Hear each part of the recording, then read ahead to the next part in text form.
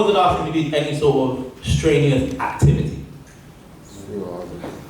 Yeah. So I think if you look at general public, not many people take their health seriously.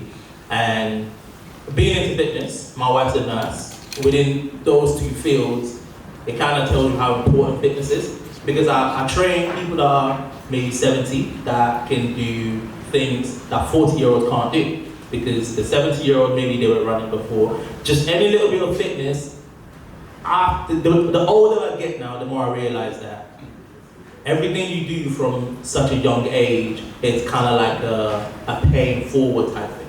And many people think, I don't exercise, but no, I think everything you do, you're training your body. So if you eat kebab every night, you're training your body. If you eat good food every day, you're training your body. If you go to the gym, you're training your body. If you don't go to the gym, you're training your body. You're training your body for the way it's going to be when you are 60, 70, 80. So not going to the gym is just preparing your body for the problem that you're not even thinking about now. And one more thing that I read in the book once that I think is quite important is when it comes to dementia. Many people think, oh God, I don't want to get dementia when I'm older. But dementia starts in your 20s. Dementia starts when you don't go to the gym. And I say go to the gym, but the book is about reduction of dementia. And they found that just going to the gym and being strong has a very, very strong direct correlation to reduction in dementia in the future. I don't know if you know about this because you're a doctor, but yeah. And that's just one thing. Going to the gym, being strong, and I keep saying go to the gym, that's what I do. You don't have to go to the gym to be strong. That's just that's just the method that I chose. But just doing some kind of physical activity that puts some kind of stress on your body in a way that you'll control it, make sure that when you are older, you have full control of your body, rather than just, by the time all the disease and all the ailments come, it's too late. So you don't want that to happen to us. Thank you. So who wants to share with us what their biggest fitness struggle is, and then we'll get Olu to kind of, support them or advise them. I have a question though. Alright. Yeah. So talking about physique, right? You said you've been maintaining a particular weight for about 7 years now. I think there's this conception about fitness being, buffed up, improving your mass. What do you think about that? Is it necessary for you to actually get buffed up? Do you think it's the main purpose of eating the gym? Because I see a lot of people trying to attain a particular body physique. I want to know what your opinion is about that. So, first of all, when I go into fitness, like many boys, is to look like a wrestler. That's why I go into fitness in the first place. And then, because I said I went to uni to do sports science, and then I learned a lot more about physique and training and the importance of fitness. And then my goal changed very drastically. My goal then became just to be able to do things that are difficult, that my body can handle. And I used to want to be big. I used to want to be the muscliest guy in the room, but not anymore, because I learned that if you were so big, if you're that big, you have not the same, but quite similar problem as an obese person, because your frame can only carry so much weight. Whether it's muscle or whether it's fat, it's still weight that you're carrying. And you can still have the same problem like bad knees and bad heart and all that kind of stuff. So my goal is always just to remain fit and then do some weight training. So I don't think everybody should go to the gym to try and be buff and to try and be muscly. If that's what you want, that's different. That's what we want. However, having muscle is quite important.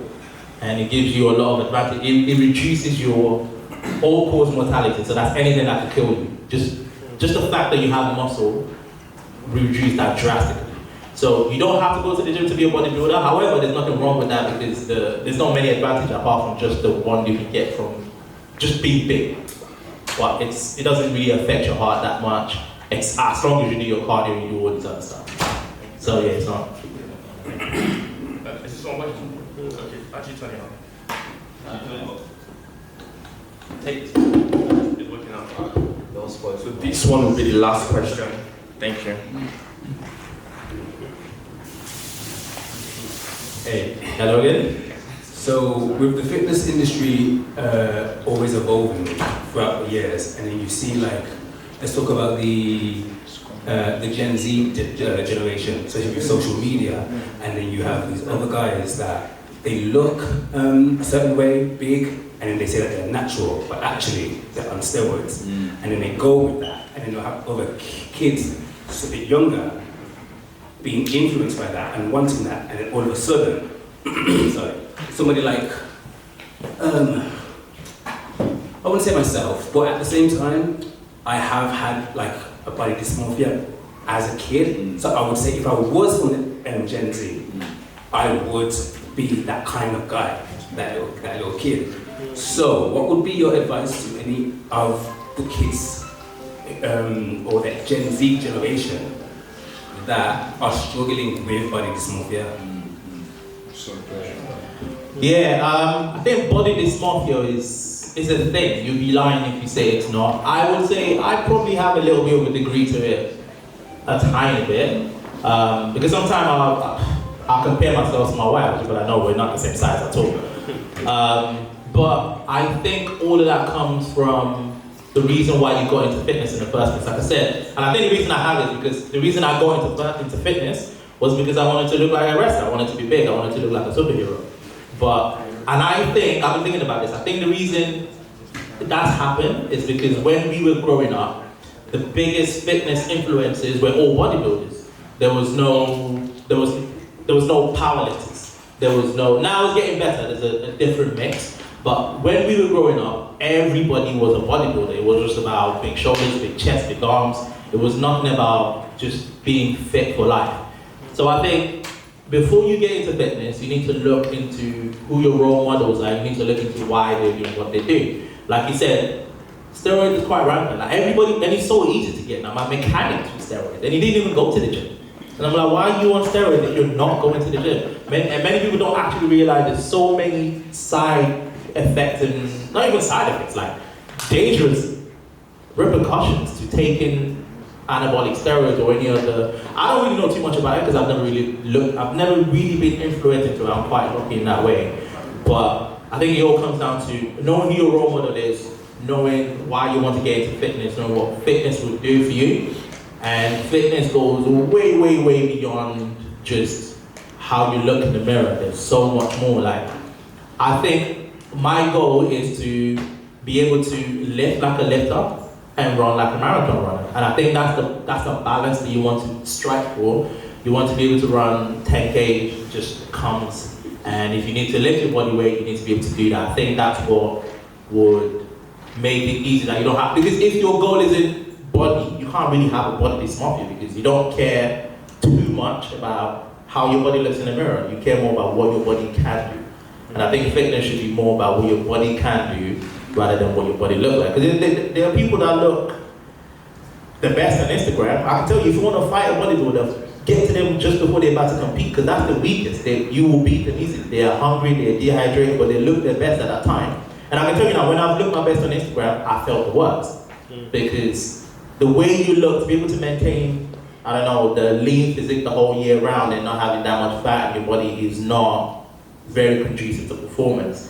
And I see fitness as more of a performance rather than just how you look. How you look is going to come with the performance. If you train for performance, it's going to come. But if you change just looks alone, your performance could suffer a little bit. So, yeah, so I would say go more for performance and the fitness will come. And another thing is, I think because of social media now, and you see so many amazing people kind of underestimate how good they are or how good they look, because there's a couple scroll on Instagram and you see someone that you would never see in years if there was no Instagram. So you need to realize that on Instagram you're seeing the top of the best of the best of the best. Compare yourself to like people around you rather than just people on social media and on Instagram. I think that's my biggest one so far. Thank you very much. So I'm just going to take the last one and then this session will be over. That's what you said the last time. Sorry, I just had to cheat this one in. I just wanted to ask, it's a question, well, it's more like, what's the difference between strength training and, I forgot the other word, but it's kind of like... Hypertrophy? Yeah, that's the word. That's the word I'm looking for. Thank you very much. Yeah. 4 minutes. Okay. How does it help you, in life, basically?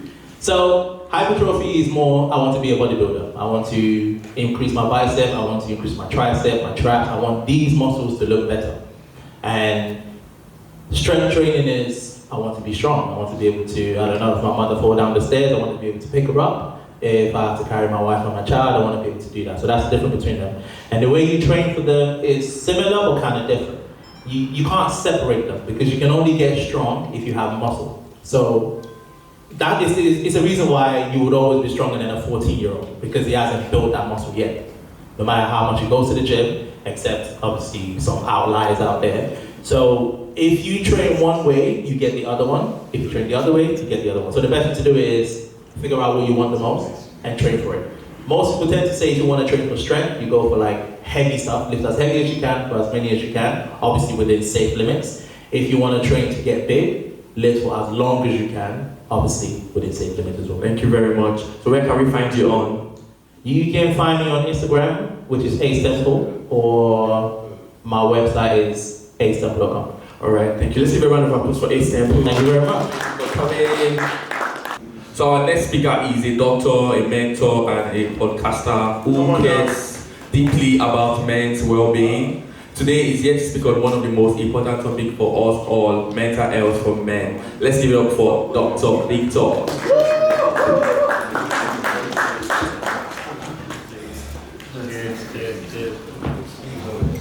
Hello everyone. Well, it's done the introduction already. My name is Victor. I am a fourth year doctor. Just to share a little bit about, I mean, like my friend Ace Temple, I don't have 10 years under my belt, but I have some experience. I've worked in general practice, I've worked in the emergency department, I've worked in internal medicine, theatre, pretty much all around the hospital. And I'm hoping to go into anesthetics as well. So that's just kind of like a brief background for me. So I'm no consultant psychiatrist by any means, but definitely I know a thing or two. And we'll probably, there's a range of ages here and a range of experiences.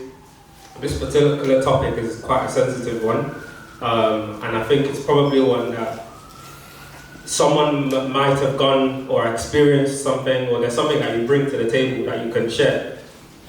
So I have talking points that I want to talk about, but I'll encourage some interaction because I feel like there's stuff that we can learn. There's only so much I can pretty much signpost you.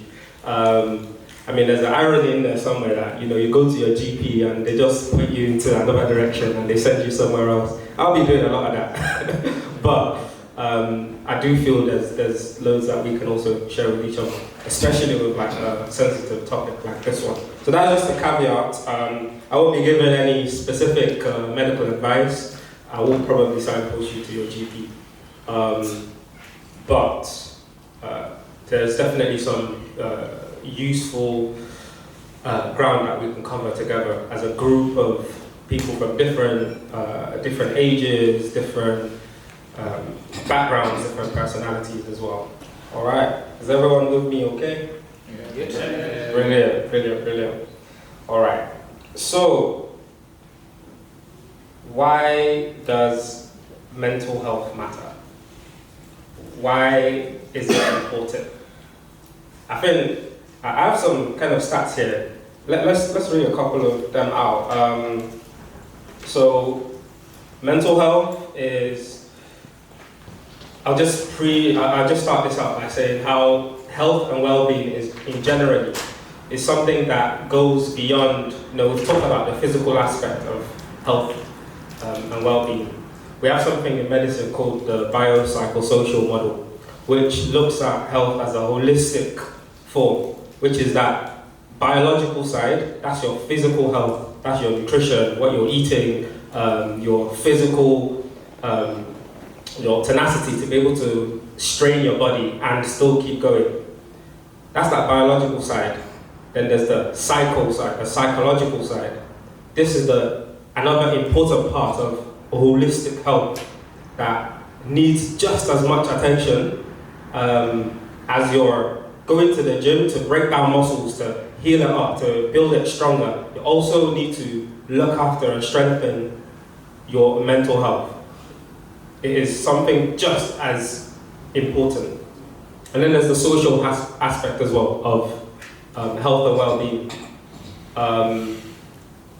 What is your, we're humans, and I think everyone will agree that we are actually social creatures. Fine, we all have different personalities. Some people prefer to be on their ones most of the time. Some people like to be in other people's spaces. We're all different, but at the end of the day, we're social creatures. This is why in prisons they have isolation units, for prisoners that they really, really want to torture. What do? You cut off socialization for them. And this can have profound effect on both body, mind, soul. So, just preface that with health and well-being. It has that biological side, which you've touched on. It has that psychological side, and there's the social side. You can't afford to neglect any one part of it and say that I'm a healthy person, even though your mental health is in the pits, but you're looking jacked, you know what I'm saying? Or you're taking steps to look after your mental health, but you're not eating the right thing, you're not sleeping well, you're tired, you're fatigued through most of the day, or your social life is suffering, your interaction with your family, with your job, how consistent you're able to, how well you're able to function at work, all of these things are suffering, but you're not seeing that. So when we think about health and well-being, we have to think holistically. Today, I'll be touching more on kind of the mental health side of things. Is everyone with me, yeah? We're all together? All right, so as it stands at the moment, the suicide rate in men is about 3 times as much as that of women. 1 in every 10 men in the United Kingdom has a mental health disorder. We're about 23 in this room, about at least 2 people in this room, if we just go by general stats, would have suffered from a mental health disorder. So this is something that is a worsening problem in the UK. I think since the year 2000, it's gone up about 75% in the rate of mental health disorders generally in the UK population.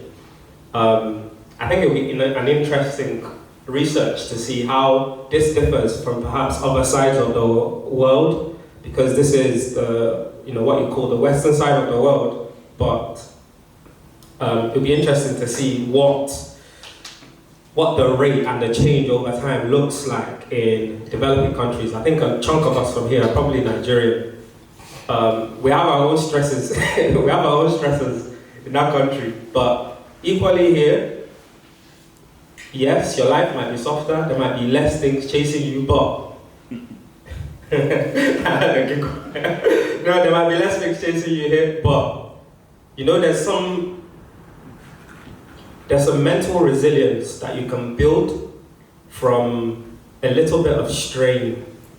Just like when you're working out again, I'll just go back to physical fitness. You don't want to completely wipe out your muscle, not let it rest, and wipe it out again the day after, and wipe it out the day after that, and say that I'm building muscle. It doesn't work like that. But again, you can't just sit down and do nothing and expect your muscle to grow.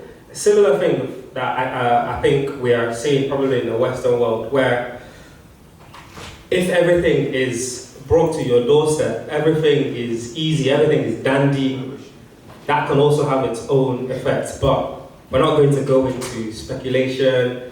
There's something about social media. Again, we're not going to delve too deep into that. As men, one of the stigma that we all have to face is the ability to, or the courage for us to step out of our quote-unquote manly frame and seek help and actually ask for help. this can be perceived as weakness by, I want to say, just society as large, but I hope there's a shift that is actually happening, and we're actually seeing more and more men being vulnerable with each other, sharing with each other. This is in actuality, a sign of courage, because it's not easy to do, especially as a guy. You know, you have your family, you have people, you have so I'm a doctor. I've worked in situations where I've delivered really bad news to some patients. I've worked in situations where how I can get on top of his pain, how I can get on top of his nausea, on all these symptoms that he's facing. And there are times that I'm delivering news to families, and I myself, I'm thinking, like, sometimes I can see the emotion in their face, and I'm still human as well. This is why it's important, and I'm glad that the NHS generally is looking more and more into creating a space for doctors where we have to just take a step back and debrief and actually talk to my supervisor and be like, can I just take an hour or two just to process what's just happened? This is going off a little bit on a tangent, but the point is, it's important for us to be able to connect with those who are close to us, those who are in our circle, those who are in our village, and be able to take a... So I'm still getting to know my classes and planning my lessons again. As a new teacher, I don't have as much resource as experienced teachers who have been teaching for 5-10 years and they have a backload of resources. So at the moment, I'm in a place where literally the day before I've got to plan. For example, on Friday I taught 5 lessons, so I literally had to be up to what time? Almost 2 a.m. in the morning just planning lessons, because again, as a new teacher, the kids also know that you're new. So you won't know, but the kids are also observing you, because they're also seeing how you're doing things. Because if you're not on top of things, a child can report. What age group are you teaching? Age 7 to 11. Yeah, 7 to 11, so that's 11 to 15, 16. So you've got to be on the game. I have an head of department who from time to time will come check in, come observe. And so it is stressful, it is indeed. And for example, I've got to plan lessons on Monday, so it's stress that on a daily basis, I've got to deal with. But I think I'm doing okay to manage it. That's good. Thanks for that, Ayrton. So there are different sources of stresses that occur. Yeah, we'll take that as your job role can be a source of stress. It can be finance. It can be relationships. It can be relationship for those married and unmarried. We're all in some sort of relationships, right? So it can be your relationship with a friend, with a partner. It could be health challenges can be a source of stress, all right? So there are risk factors that are dotted all around us, and it's really, really important that as men, we develop healthy coping mechanisms. There are lots of different coping mechanisms out there. There are lots of different ways that you will find to cope with stress. But developing healthy mechanisms can go a long way to maintaining that good level of mental health. I think a quick thing that's important for us to probably discuss is knowing when a brother, like we're all in this room now, it's so great to see so many people come out and really be eager to socialize, learn from each other, pick up things from each other. If a brother is struggling, what are the signs that you might see? What might raise alarm bells for you to actually say, I should check in on this brother, I should check in on my guy? What are the kind of things that we know that you can look out for? Okay, so I just pass the microphone around. Okay. I think there are definitely signs, but I think it's also important to know that because of the way a lot of men have been brought up, there's a lot of the time no sign. Like, I could be depressed now, you guys wouldn't know, because I've been taught to put on a brave face and not show it because it's seen as a sign of weakness. And if you're already feeling terrible, the last thing you want is for your peers to now think you're also weak. So I think the best thing is to reach out to people. Because sometimes just a simple hello can lead to a conversation that you didn't think you were going to have. So I think it's just, if you have people close to you and you care about them, one thing that I've always thought about that to do is, if I ever think about anyone, I just immediately text them. Just, hey, how are you? I'm thinking about you. And that text could go a long way for someone. So you might not be able to influence someone's mental health situation by actually doing something about it, but just knowing that someone else, because I think a lot of mental health issue negatively is due to people thinking, I'm in this by myself, no one's here to save me, or no one cares about what I'm going through. But if you know, if you're thinking, oh, I'm so lonely, and then your friend from secondary say, I'm just thinking about you, that could go so far to like change the trajectory of your day. And as deep as it sounds, it could be the reason between someone being here and someone committing suicide. So yeah, if you can, just reach out to someone. Yeah, just reach out. Absolutely, such an important point.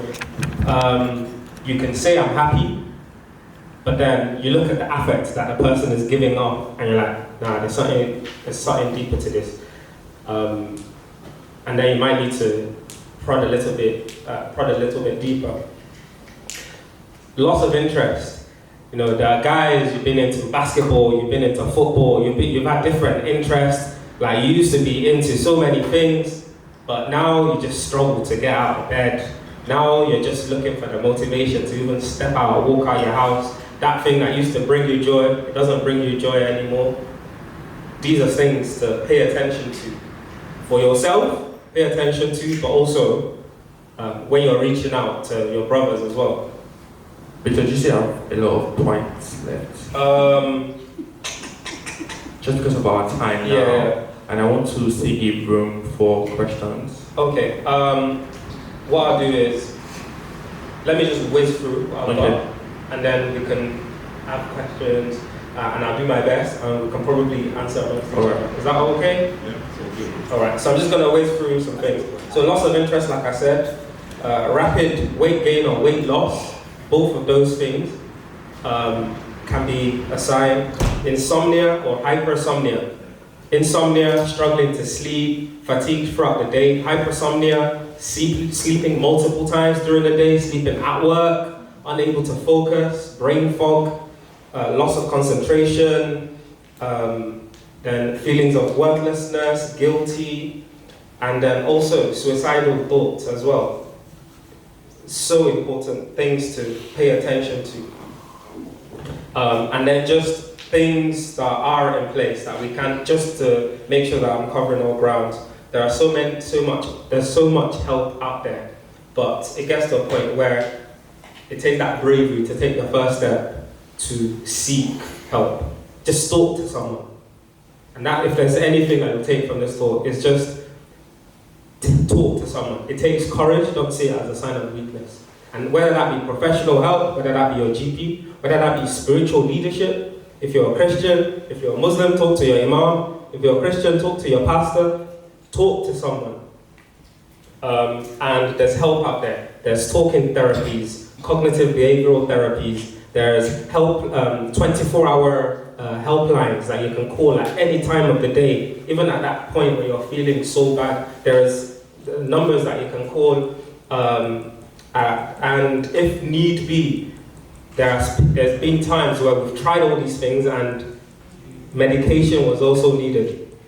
Now, these things are put in place, and sometimes they can rapidly change someone's life and someone's quality of life. So just letting us know that there is help, but it does take taking that first step. Did I get my 20 minutes? Yes, you did. As long as you know to win. Just 2 minutes ago. Cool. And then the last two things is just build a village. Build that support network. Not everyone has that easy access. Take the time to build your village so that you have people that you can confide in.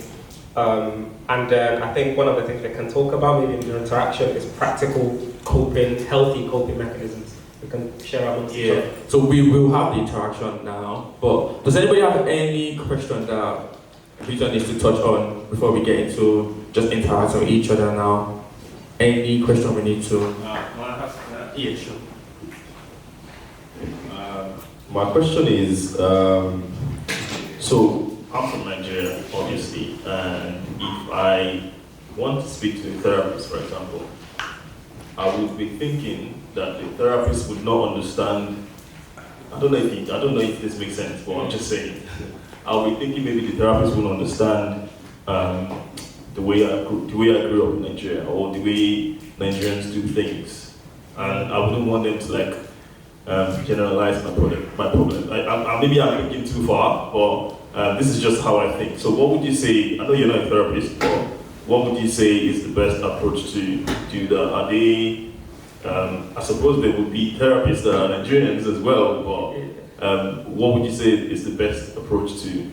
Yeah, that's a good question. And I think the question revolves around if the person that you are reaching out to, or if the professional help, if they can identify with you and your background, identify with you and your struggles in the context of where you come from. Yes, you can seek specific people. So for instance, if you go to a Nigerian church, there's probably bound to be a therapist in your church who know your struggles, or at least have an idea, a better idea. But a lot of therapy platforms, for instance, a common one is BetterHelp, which you've probably seen loads of adverts about.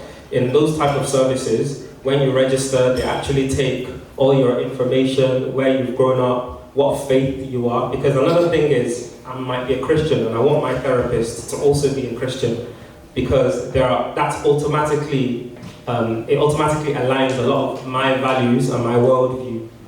So if that is already aligned, then I know that fine, they understand where I'm coming from and they'll be able to support me in a more specific, tailored way. So they take your information, your background, where you're from, your age, and match a fitting therapist with all of that.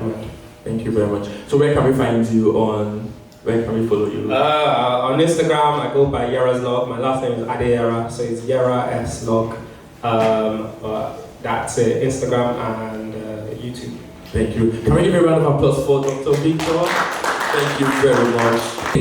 So our next speaker is someone who is a powerhouse in leadership and strategy. He is a transformation consultant who helps leaders and organizations grow and thrive across the UK and beyond. He is also passionate about equipping the next generation through Impact Mission UK. Please welcome Olubukunmi.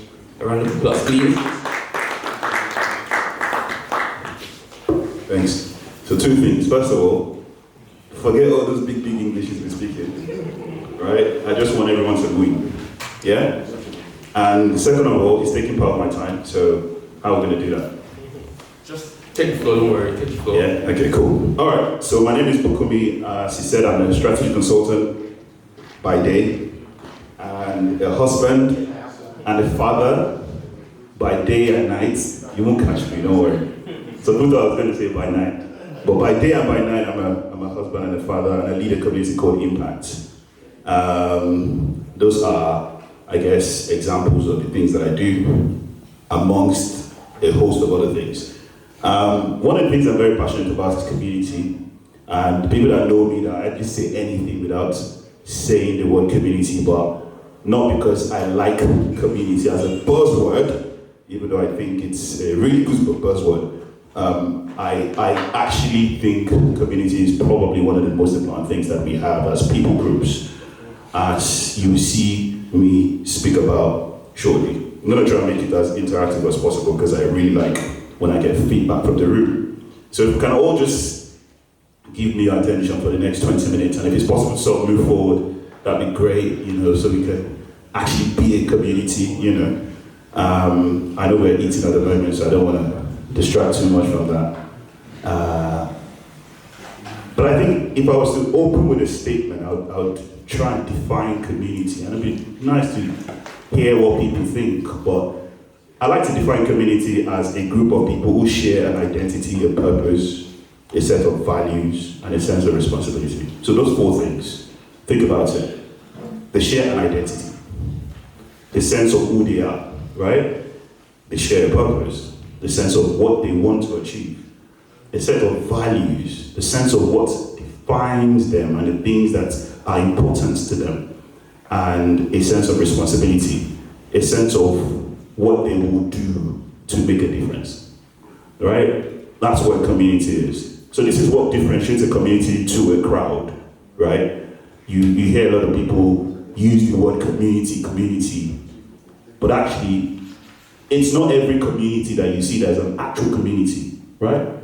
What do you think is the difference between a crowd and a community? Someone shout me. The purpose.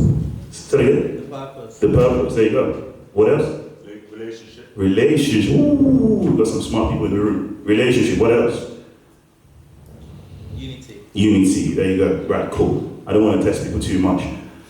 All I'm trying to say to you, sometimes when we seek community, we get into what's actually a crowd, and we think we're in a community. So sometimes we connect with the wrong people, we associate with the wrong people, but what we end up doing is we end up joining crowds, not a community. And the reason is because it is quite distinct.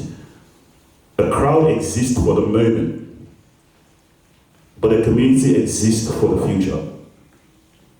So what we're doing here, for example, is very, very unique in that, boys don't do this. Do you guys realize? Like, men don't actually do this a lot. Why do you think we don't do this? Why don't men do this? Why don't men connect? I'll give you one reason. Because men, to a large extent, are scared of intimacy. And why are we scared of intimacy? Because intimacy requires vulnerability. Does that make any sense? The way we've been socialized as men, right? To put our best foot forward. Every single man in this room, we've grown up to believe that you need to put your best foot forward. And so showing vulnerability and showing any sign of what we call weakness is not allowed in our dictionary. Does that make any sense? And that's the exact opposite of what a community wants to do. A community wants to break that barrier and get you to step out of your own self and actually exist for others.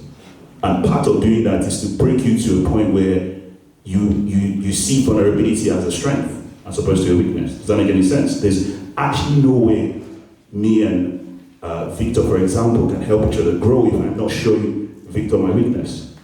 Does that make any sense? It's reciprocal. If I want to grow, I need to be able to say, Victor, this is the area of my life that I'm weak, right? And this is what some of the most successful people in this world have cracked. They cracked the code that for you to get to the next level, you need to be able to admit what you're bad at.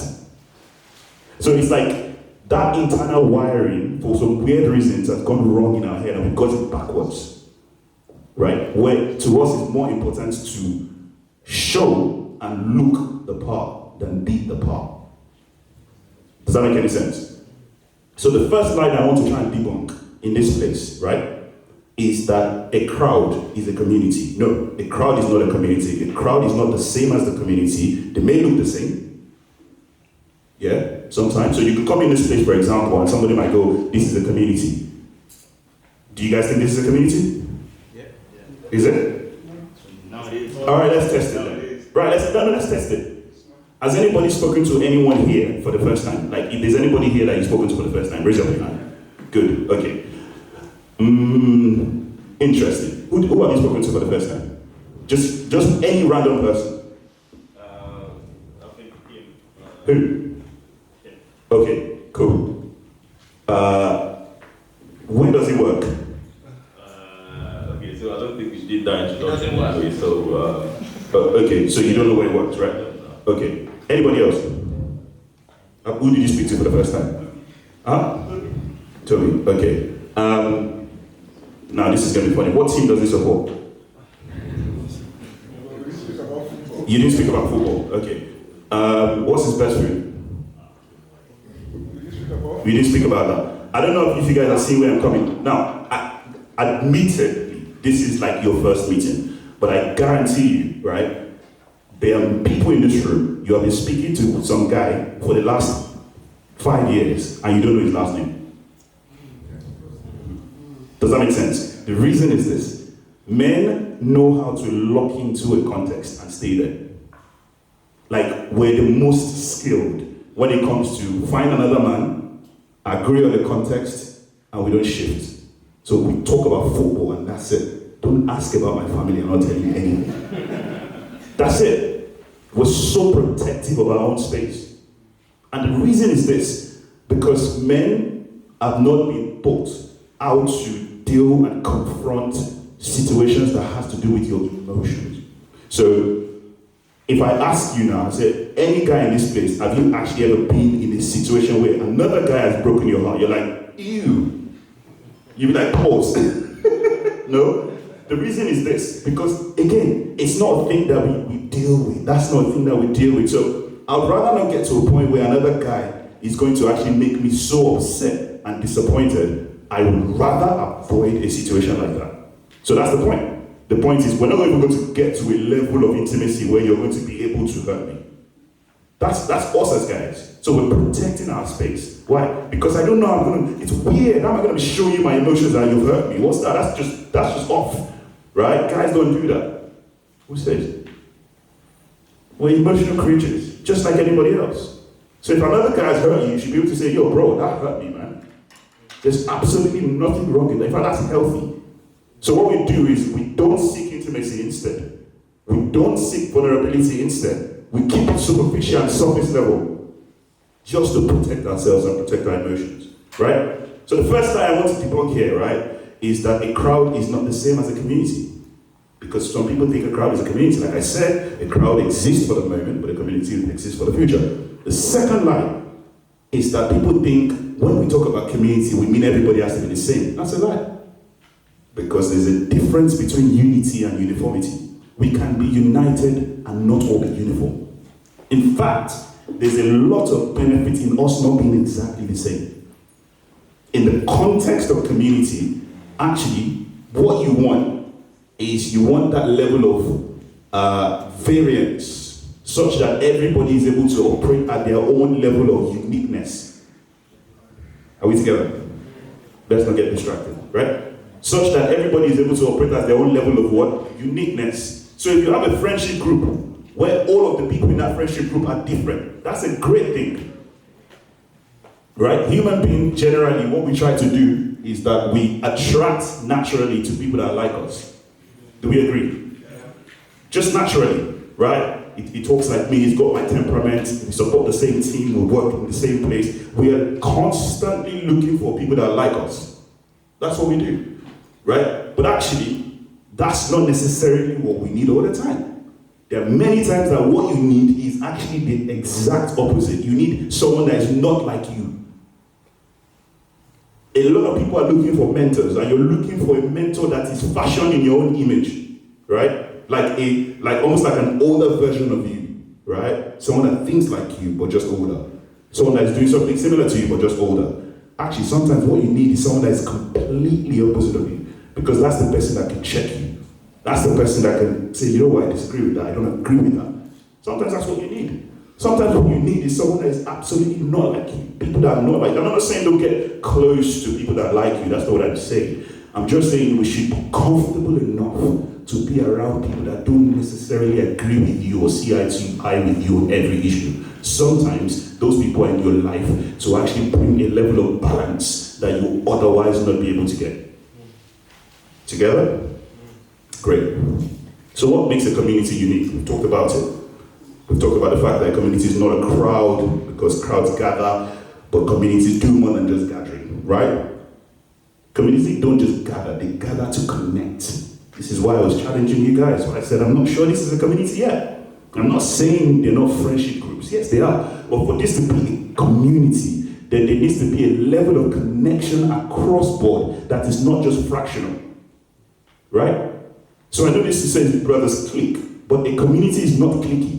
So that you're not going to be having a clique here, clique here, clique here. No, we're going to all be one clique, if that makes sense, for it to be a community. Are we together? Right? Because if you have factions and fractions, then sometimes those fractions and factions begin to war against the objective of the community. Are we together? I've said crowds gather for a moment, but community comes together for the future. And you know that you're moved from just being a crowd when the people in the community, i.e. Brothers Clique, for example, don't just share a space like we're sharing a space right now, but we begin to share a vision, a purpose, and an identity, right? So right now we can all talk the talk, but who is ready to commit to the cause? That's the point. That's when we start to separate the men from the boys. Does that make any sense? Because right now it's very easy for everybody to go for the free event and attend. But what happens when Tito says, for us to hold the next one, I need 10 pounds from everyone? And here's the reason why we need to understand why this is important. You cannot have a community if you're not willing to give up something for the community. It does not happen. The framework of a community is that everyone benefits from what each joint supplies. Here's what I'm trying to say. For something to be a community, right, it means that everybody has to give up something. Your time or your talent or your treasure, right? For the advancement of the cause of that community. Because when I take your talent or your treasure or your time, whichever one you have, or all of it if you have it, and I take that from every single person and we put that in a pot, you know what that does? That is the richness of the community. Are we together? Sorry, I don't want to make this too, but what I'm trying to say in effect is that the aggregation of everything that we all are here to give, that's the measure of the wealth of this community. That makes sense, right? So once you know how rich this community is, it is what each person is supplying. Now, what each person is now supplying is now used to bless and furnish every single member of the community. Does that make sense? That's literally how communities move. Communities move by, I bring my time, my talent, my treasure. You bring your time, your talent, your treasure. He brings his time, his talent, treasure. We then say, who needs what in the community? And we get that person to the next level, we solve their problem. And that way, nobody lacks. Nobody lacks because everyone understands the vision that I'm not giving because I'm just giving. I'm giving because I want to make sure the community continues to maintain a level of richness. Because that's the richness that we all draw down from. Now, two scenarios. You're part of a community and you do not give. I'm not here preaching greedy giving, that's not what I'm saying. But you don't see the importance of giving something. Again, it might be your time. It doesn't have to be money, that's what people don't understand. But as you're giving your time, you're giving something. So you decide not to give time, you decide not to give treasure, you decide not to give anything else, right? But you are benefiting from community. So you're coming here, for example, and you're listening and you're getting knowledge, whatever it is that you're benefiting, there's a dysfunction. You know why? Because there's now a gap in the wealth ratio of the community versus what it's giving out. Are we getting it? So you keep drawing from community, but you're not replenishing. You're not playing your part. There's a shortage. There's a shortage, and the value of that shortage is the value of what you should have given. Do you understand where I'm coming from? So there's a shortage in the richness of the community, and when you want to define that shortage, is the exact quantity that was assigned to you to give. Does that make any sense? So that's one of the dysfunctions we have in community building. That some people just keep drawing down and they don't pull back. And then they expect that the community, well, somehow somebody will give, somebody else will give. But this is what will happen. To make up that shortage, somebody else will probably have to overstretch themselves and overextend themselves. And that's not a good dynamic for a community. One. The second scenario, right, is that you keep giving. Everyone keeps giving to the community, but the community is not giving back to you. I.e., you're giving your time, your talent, and your treasure, but there's nothing to show for it. No one's getting anything from the community. And unfortunately, we have that in a lot of communities, whether that be religious communities, where it's just about taking from the people, unfortunately, right? That's another sign of a dysfunctional community. Together? So what are the uniqueness that actually makes something a community over just being a crowd? What I've just said about the price. The beauty of the community is that you have to give something, right? You don't just come and take. The crowd just exists. You can just gather around and watch a show and go and don't care about everybody else. But within a community, If I sit down here for too long and I put my head down, I expect someone to come and be like, bro, you okay? That's what a community does. Like, you actually care about people. You actually give something, your time, your talent, your treasure. The other thing that makes a community unique is accountability. Does that make any sense? We're not just all existing here. If someone is doing something that is not right, we check them. Right? So the balance that the community gives is that they don't only encourage you, which is important, they also check you when you're wrong.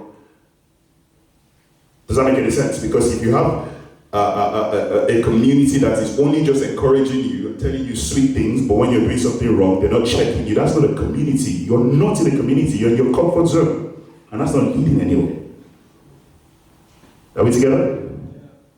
And the last thing I was going to say is that a community thinks about the future. So it's not just about now, it's about legacy. It's about, even if I leave this place right now, what I have given into the community, I hope will serve someone else other than myself.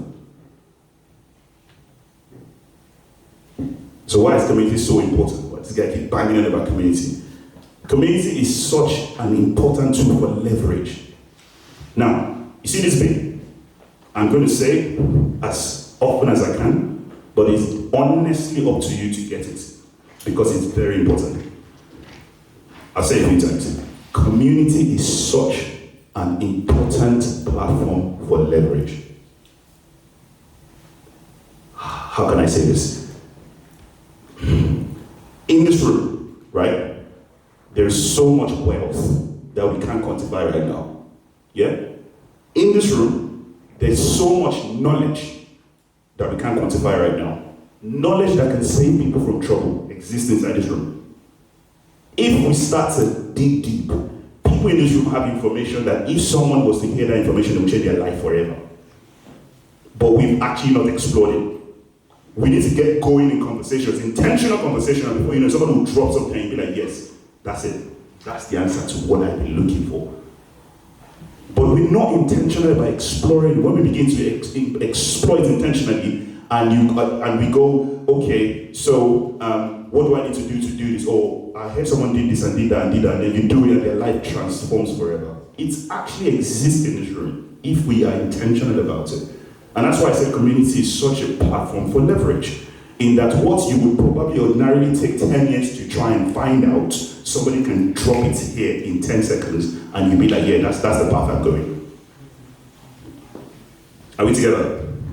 So that's one of the importance of community. That there's so much wealth in the room that we can take advantage of, so much knowledge, so much information that we can invest in each other's lives.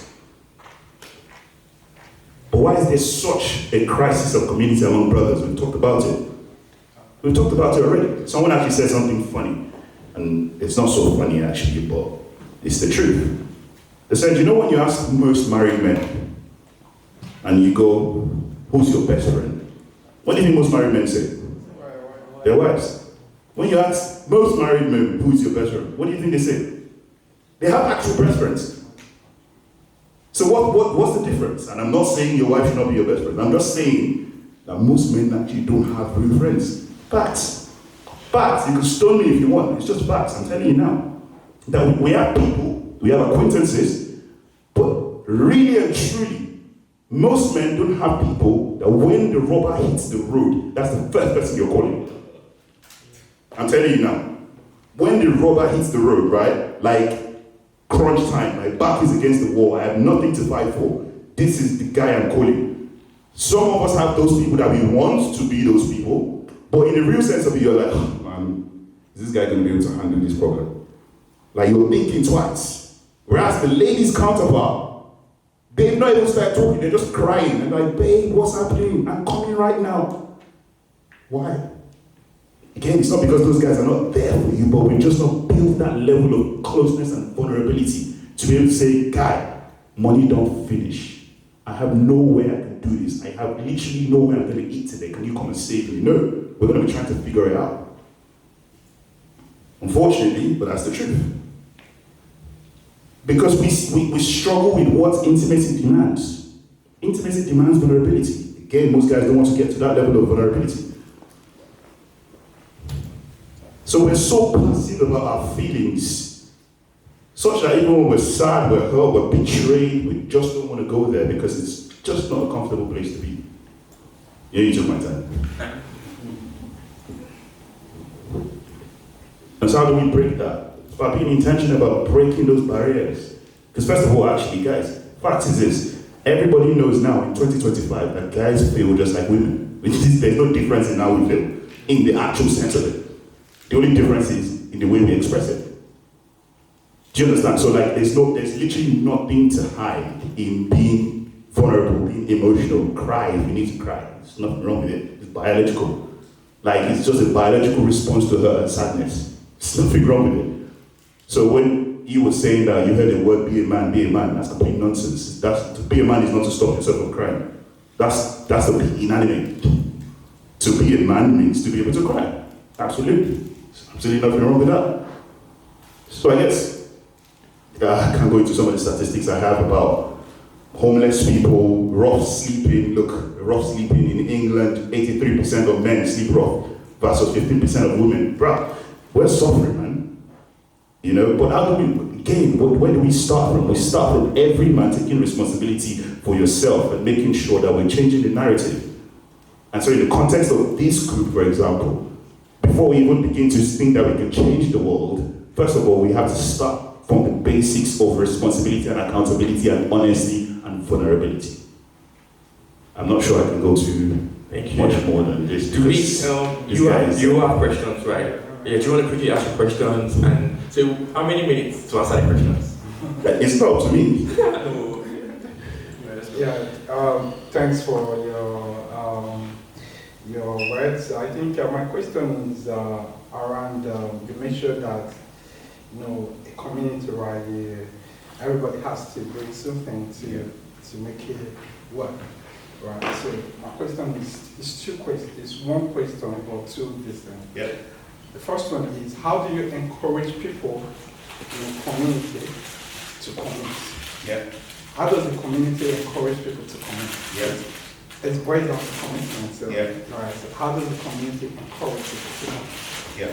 Now, the second part of the question is, how does the community not end up being capitalism, where, like what you talk about, where, it's like milking from the people?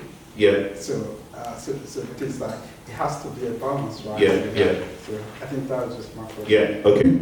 It's by showing them the value.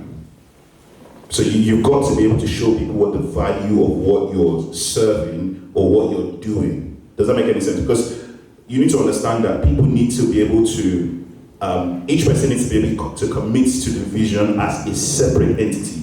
So if you stand in front of the vision and you're going, follow me, I'm the guy, I'm leading this vision, follow me, what will happen is that they would commit to you to the extent that they trust you or to the extent that they feel they have the capacity to give you their time and their attention.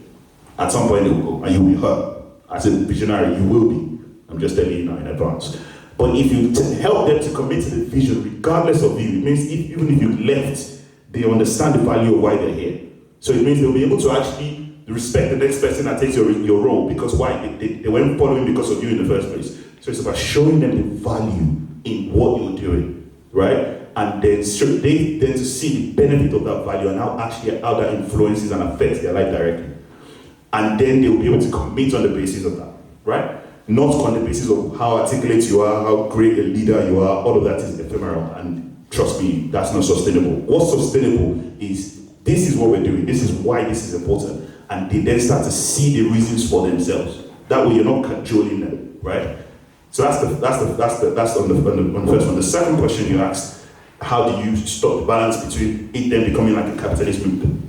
The difference between that is that with what you said, I didn't say that, but what you said, anyway, I understand the point, by the way.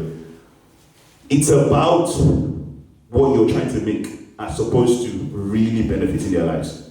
Does that make any sense? I was listening to an interview where they were talking to a CEO and they said, how much did you make last year? And he said, what was your salary last year? And he said, it was a lot. And they said, should I help you? And it was like, yeah, if you want. And they said, you made $32 million last year. That was your salary. And he said, yeah, sounds about right. And he says, the steel workers that work in your company, you saw that? He said that represents a 46% raise in salary in just 1 year. He said, yeah, that's about right. He said the steel workers in your salary over the last 8 years have gotten a 1% raise. 1% is workers have gotten, and he's gotten 46%. So that's a very dysfunctional style. Does that make any sense? So with that, of course, I can see why people are going to rebel and be like, I'm not committing to this. That makes sense. I can see why, right? But if you're going to get people to commit, there's got to be that level playing field where everybody sees their responsibility towards the vision, and they're seeing that there's no preferential treatment. Whether you're a leader within the team, whether you're a follower, a supporter, you have to follow the same precepts and the same level of responsibility. And that way, people feel, okay, this is a fair exchange. Makes sense? Thank you very much. Do we have any more questions? Because of our time now, we want to, come to an end. Any more questions? All right. Where can we find you on Instagram? Instagram is. Do you want to tell them about Impact House? Impact. Okay, so Impact is a Christian mission, and we target Gen Zs and millennials, and I guess what we want to be is a reference point, a model community for young people, whether you're a millennial or Gen Z. So it's not a church, but it's a movement that is made up of different people from different churches who come together.